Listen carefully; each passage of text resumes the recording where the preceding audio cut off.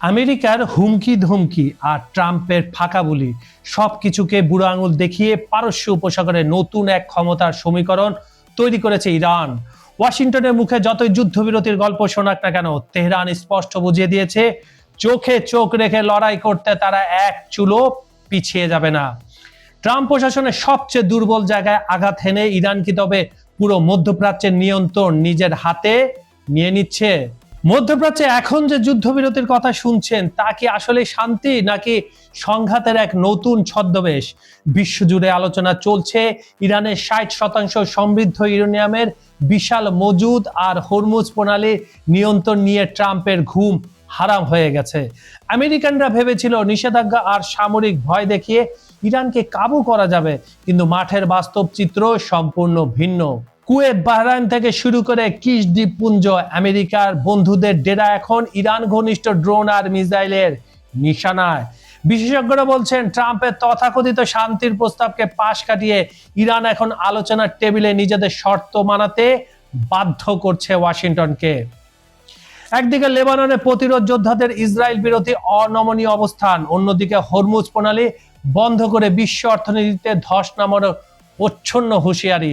সব মিলিয়ে তেহরানের চালের সামনে ডোনাল্ড ট্রাম্প এখন চরম বেকায়দায়। খবর সংযোগের আজকের প্রতিবেদনে আমরা দেখব কিভাবে 47 বছরের পুরনো শত্রুতাকে এক নতুন উচ্চতায় নিয়ে গেল ইরান, এবং কেন মার্কিন যুক্তরাষ্ট্রের পরমাণু উদ্ধারের স্বপ্ন বাংকারের ভেতরে ধূলিসাৎ হতে চলেছে। পুরো সমীকরণটা বুঝতে ভিডিওটি শেষ পর্যন্ত দেখুন। মধ্যপ্রাচ্যে চলমান উত্তেজনা কি সাময়িক কোনো অস্থিরতা, নাকি একটি দীর্ঘস্থায়ী ও ব্যাপক যুদ্ধের পূর্বাভাস, তা নিয়ে বিশ্বজুড়ে উদ্বেগ বাড়ছে। সম্প্রতি বাহরাইনে মার্কিন নৌবাহিনীর ৫ম নৌবহরের সদর দপ্তর এবং একটি আঞ্চলিক বিমান ঘাঁটিতে ইরানের সামরিক বাহিনীর হামলার দাবি ওয়াশিংটন নাকচ করলেও পরিস্থিতি শান্ত হওয়ার লক্ষণ নেই। গত ৪৮ ঘন্টায় কুয়েত, বাহরাইন ও কিশ দ্বীপপুঞ্জের চারপাশে ইরান ঘনিষ্ঠ ড্রোন ও মিসাইল হামলা এবং মার্কিনীদের পাল্টা সামরিক ব্যবস্থা এই অঞ্চলের ভঙ্গুরতাকে আবারও সামনে এনেছে। মানে যে যুদ্ধবিরতি, এটা আসলে কাগজে ভঙ্গুর একটা যুদ্ধবিরতি। রাখাইন ইউনিভার্সিটির পশ্চিম এশীয় বিশ্লেষক ডক্টর এম জাবেদ দানফুর মনে করেন এই অঞ্চলে আপাত দৃষ্টিতে কোনো যুদ্ধবিরতি কার্যকর নেই, বরং এটি মূলত কম তীব্রতার একটি চলমান সংঘাত, যেটা কিছুদিন পর পর চলতেই থাকবে, যার উদ্দেশ্য হলো আলোচনার টেবিলে নিজের অবস্থান শক্ত করা, ঠিক যেভাবে 1 বছর আগে ইউক্রেন রাশিয়ার মধ্যে হতো, সেইটাই আবার রিপিট ইরান করছে। তার মতে যুক্তরাষ্ট্র ও ইরান একটি খসড়া চুক্তি বা রূপরেখা নিয়ে কাজ করছে। যুক্তরাষ্ট্র একটি খসড়া প্রস্তাব ইরানের কাছে পাঠানোর পর ইরান এখন তা বিবেচনা করছে, কিন্তু আজ অবধি সেটার কিন্তু উত্তর এখনো দেয়নি। আমেরিকা বলেছিল 3 দিন পরে দিবে, কিন্তু 1 সপ্তাহ হয়ে গেছে। কিন্তু এই অন্তর্বর্তী সময়ে উভয় পক্ষই নিজেদের স্বার্থ রক্ষায় এবং প্রতিপক্ষকে চাপে রাখতে মরিয়া হয়ে উঠেছে। আমেরিকানরা মনে করছে ইরান নৌপথে বাণিজ্য ও মার্কিন সেনাদের জন্য হুমকি সৃষ্টি করছে, তাই তারা ইরানি অবস্থানের ওপর হামলা চালাচ্ছে। অন্যদিকে ইরান যুক্তরাষ্ট্রের সবচেয়ে দুর্বল জায়গা পারস্য উপসাগরের দেশগুলোর উপর চাপ সৃষ্টি করতে কুয়েতের মতো অঞ্চলগুলোকে লক্ষ্যবস্তু বানাচ্ছে। কেন বানাচ্ছে? কারণ সেসব জায়গায় মার্কিন যুক্তরাষ্ট্রের ব্যবসা বাণিজ্য, যৌথ ব্যবসা বাণিজ্য প্লাস হচ্ছে তাদের ঘাঁটি রয়েছে। মার্কিন প্রেসিডেন্ট ডোনাল্ড ট্রাম্প দাবি করেছিলেন তিনি ইসরায়েল ও লেবাননের প্রতিরোধ যোদ্ধা উভয় পক্ষ থেকে হামলা বন্ধের প্রতিশ্রুতি পেয়েছেন, তবে বাস্তব চিত্র কিন্তু একেবারেই ভিন্ন। দক্ষিণ লেবাননে রকেট হামলা এবং ইসরায়েলি সামরিক অভিযান এখনো পর্যন্ত অব্যাহত রয়েছে। ডক্টর দানফুর ব্যাখ্যা করেন এটি মার্কিন যুক্তরাষ্ট্রের প্রভাবের সীমাবদ্ধতার চেয়েও বাস্তব পরিস্থিতির জটিলতা। শুনছে না, মার্কিন যুক্তরাষ্ট্রের কথা কেউ শুনছে না। ইসরায়েল তো কোনো সময় শোনে না, বরঞ্চ ইসরায়েলের কথা মার্কিন যুক্তরাষ্ট্র শোনে। ট্রাম্প যে বলে আমি নেতানিয়াহুকে বকাবকি করেছি, এগুলো সব সাজানো নাটক, বহুবার আগেও হয়েছে, এবারও একই অবস্থা। লেবাননের প্রতিরোধ যোদ্ধারা সম্প্রতি বড় ধরনের ক্ষয়ক্ষতির সম্মুখীন হওয়ায় তাদের সামরিক সক্ষমতা ও অবস্থান পূর্ণ প্রতিষ্ঠার জন্য লড়াই চালিয়ে যেতে বদ্ধপরিকর। এছাড়া ইরান তাদের একটি কৌশলগত হাতিয়ার হিসেবে ব্যবহার করে যুক্তরাষ্ট্রের উপর চাপ বজায় রাখছে, কারণ তেহরান জানে যুক্তরাষ্ট্রের কাছে ইসরায়েলের নিরাপত্তা অত্যন্ত সংবেদনশীল বিষয়। আর ইরান শুধু শুধু ইসরায়েলের পেছনে লাগে না, কারণ ইসরায়েল দিনে দিনে তাদের মানচিত্রটা বাড়িয়ে চলতেছে।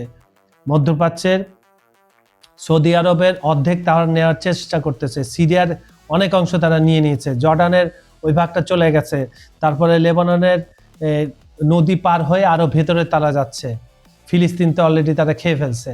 তাই গত 10 থেকে 20 বছরে বিশেষ করে ট্রাম্পের এই সময় তারা মোক্ষম সুযোগ পেয়েছে, তারা গ্রেটার ইসরায়েল বানানোর একটা পথ তৈরি করছে। তারা মনে করছে এটাই সহজ সুযোগ, সুবর্ণ সুযোগ, এবং ইরান সেখানে বাধা হয়ে দাঁড়িয়েছে। এই জন্য ইরানের উপর এত ক্ষোভ ইসরায়েল এবং মার্কিন যুক্তরাষ্ট্রের। প্রেসিডেন্ট ট্রাম্পের জন্য এই মুহূর্তে একটি সফল কূটনীতি বা সামরিক চুক্তি প্রমাণ করতে হলে মূলত দুটি বড় লক্ষ্য অর্জন করতে হবে।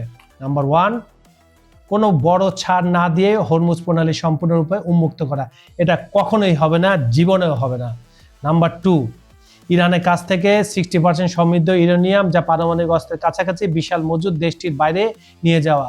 এটা ইরানের একটি নাগরিক বেঁচে থাকা পর্যন্ত এটাও হবে না। তাহলে দুটোই ফ্লপ।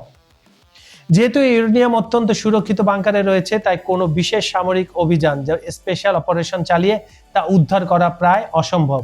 তারা করতে চেয়েছিল, ইস্পাহানের কাছে তারা নামিয়েছিল, ইরানের জনগণের পাহাড়ি এলাকার মানুষের দৌড়ানি চোটে তারা পালাইছে, প্লেন টেলের হেলিকপ্টার ফালায় পালাইছে,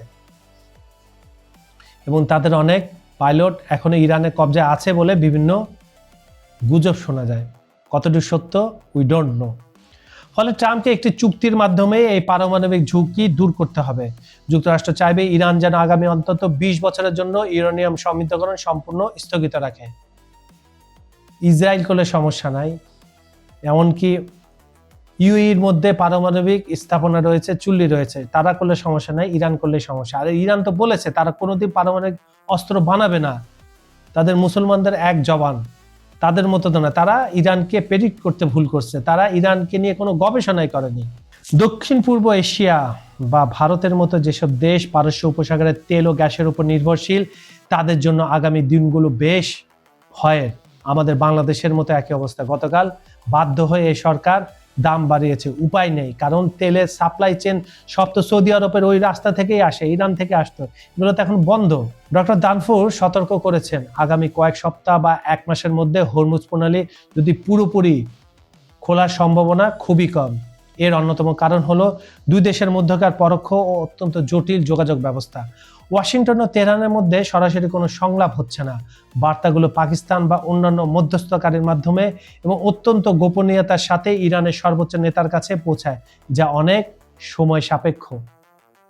আপাতত সবচেয়ে বড় ইতিবাচক অগ্রগতি হতে পারে একটি যৌথ ঘোষণাপত্র, যার মাধ্যমে হয়তো সাময়িকভাবে হরমুজ প্রণালী খুলে দেওয়া হবে এবং বাকি বিষয়গুলো নিয়ে আলোচনা চলবে। তবে যে কোনো মুহূর্তে পরিস্থিতি অনিয়ন্ত্রিতভাবে উত্তপ্ত হয়ে ওঠার আশঙ্কা উড়িয়ে দেওয়া যায় না, কারণ আমরা দেখেছি গত 1 সপ্তাহে মার্কিন যুক্তরাষ্ট্র 3 থেকে 4 বার, ইরান 2 বার হামলা চালিয়েছে এবং হরমুজ প্রণালীর আশেপাশে। দীর্ঘ 47 বছরের শত্রুতার পর এই সংঘাত এখন এমন এক পর্যায়ে পৌঁছেছে যা শুরু করা সহজ হলেও থামানো অত্যন্ত কঠিন। এবং ইরানের সুপ্রিম লিডার একসময় বলে গিয়েছিলেন, এই যুদ্ধটা শুরু করেছে মার্কিন যুক্তরাষ্ট্র, শেষ করব আমরা। ইতিহাস সাক্ষ্য দেয় পারস্যের যোদ্ধারা কখনো বিনা যুদ্ধে মাঠ ছাড়ে না। আর 47 বছর পর ট্রাম্পের সমস্ত নিষেধাজ্ঞা আর ওয়াশিংটনের যুদ্ধদেহী হুঙ্কারকে ডাস্টবিনে ছুঁড়ে ফেলে তেহরান প্রমাণ করে দিল নব্য সাম্রাজ্যবাদের দিন শেষ, কারণ তাদের পিছনে দুইটি দেশ ঢাল হিসাবে দাঁড়িয়ে আছে, ভ্লাদিমির পুতিনের রাশিয়া এবং শি জিনপিংয়ের চীন। আজ হরমুজ প্রণালীর চাবিকাঠি ইরানের হাতে। 60% সমৃদ্ধ ইউরেনিয়ামের ট্রাম্প কার্ডও তেহরানের সুরক্ষিত বাংকারে। মার্কিন পঞ্চম নৌবহর আজ কেবল এক ছোট জগন্নাথ। যারা নিজেদের বন্ধুদের নিরাপত্তা দিতে ব্যর্থ হয়, ওয়াশিংটন আজ মুখে শান্তির বলে আওড়াচ্ছে ঠিকই, কিন্তু ভেতরে সত্যিটা হলো ইরানের ড্রোন আর মিসাইলের নিখুঁত নিশানার ভয়ে হোয়াইট হাউসের দেয়াল আজ কাঁপছে। ডোনাল্ড ট্রাম্প ভেবেছিলেন সস্তা হুমকির রাজনীতি দিয়ে ইরানকে নতজানু করবেন, কিন্তু বাস্তবতার দাবা খেলায় মার্কিন প্রেসিডেন্ট এখন নিজেই চেকমেট। মধ্যপ্রাচ্যের আকাশে আজ একটাই সত্য, আমেরিকার বসিংগিরি ধূলিসাৎ করে নতুন পরাশক্তি হিসাবে উদয় হয়েছে ইরান। লড়াই যদি করতেই হয় তবে চোখে চোখ রেখে হবে, আর সেই লড়াইয়ে জেতার সমস্ত রসদ নিয়ে বুক চিতিয়ে দাঁড়িয়ে আছে ইরান। বন্ধুরা, আন্তর্জাতিক রাজনীতি, ভূ রাজনীতি এবং বিশ্বজুড়ে ঘটে যাওয়া গুরুত্বপূর্ণ ঘটনাগুলোর সর্বশেষ বিশ্লেষণ পেতে এখনই খবর সংযোগ চ্যানেলটি সাবস্ক্রাইব করুন, কারণ এমন হট টপিকের নির্ভরযোগ্য আপডেট আমরা নিয়মিত তুলে ধরি আপনাদের জন্য। বিজ্ঞাপন, স্পন্সরশিপ বা প্রমোশন সংক্রান্ত যে কোনো প্রয়োজনে ডেসক্রিপশনে দেওয়া নাম্বারে যোগাযোগ করতে পারেন। আর অবশ্যই কমেন্ট করে জানান আপনারা পৃথিবীর কোন প্রান্ত থেকে খবর সংযোগের এই আয়োজনটি দেখছেন। বাংলাদেশ, ভারত, পাকিস্তান, যুক্তরাষ্ট্র, ইউরোপ, ইউক্রেন, ব্রাজিল, আর্জেন্টিনা, আফ্রিকার কোনো দেশ, সৌদি আরব, কুয়েত, দুবাই কিংবা মধ্যপ্রাচ্যের অন্য কোনো অঞ্চল, যেখান থেকে আমাদের সঙ্গে যুক্ত থাকুন না কেন, আপনার মূল্যবান মতামত আমরা জানতে চাই। আজকের মতো আমি কাজল হায়দার এখানে বিদায় নিচ্ছি। আবারও দেখা হবে নতুন কোনো গুরুত্বপূর্ণ ইস্যু বিশ্লেষণ এবং আন্তর্জাতিক অঙ্গনের সর্বশেষ খবর নিয়ে। ততক্ষণ পর্যন্ত ভালো থাকুন, সুস্থ থাকুন, নিরাপদে থাকুন। আল্লাহ হাফেজ।